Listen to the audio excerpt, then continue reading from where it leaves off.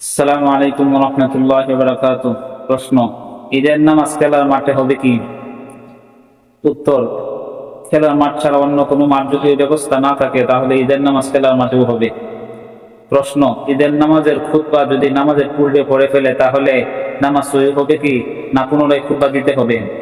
উত্তর, ঈদের নামাজের খুতবা যদি নামাজের পূর্বে পড়ে ফেলে তাহলে খুতবা আদায় হয়ে যাবে, নামাজের পরে আর খুতবা পড়তে হবে না, তবে মাকরুহ অপছন্দনীয় মাকরুহের সাথে হবে।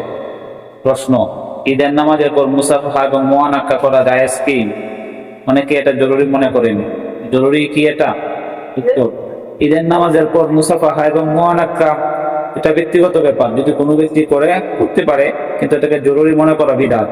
প্রশ্ন, ঈদ মুবারক বলা জরুরি কি? উত্তর, ঈদ মুবারক বলাটা জরুরি মনে করা এটাও বিদআত।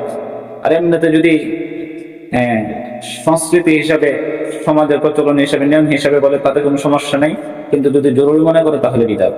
আসসালামু আলাইকুম ওয়া রাহমাতুল্লাহি ওয়া বারাকাতুহু।